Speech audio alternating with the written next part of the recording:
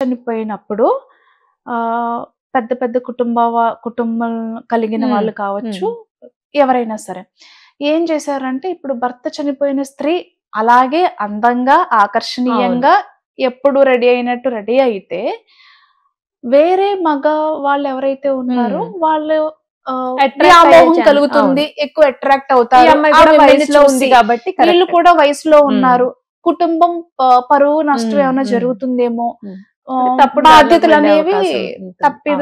అంటే వేరే దారి పట్టే ఛాన్సెస్ ఉంటాయని పెట్టిన ఆచారాలు తప్ప అసలు బొట్టు గాజులు కానివ్వండి, మీరు ఒకప్పుడు ఎలా ఉన్నారో అలా ఉండొచ్చు, ఇవేమీ మీరు చేసుకోవాల్సిన అవసరం లేదు. జనరల్ గా నేను ఇప్పుడు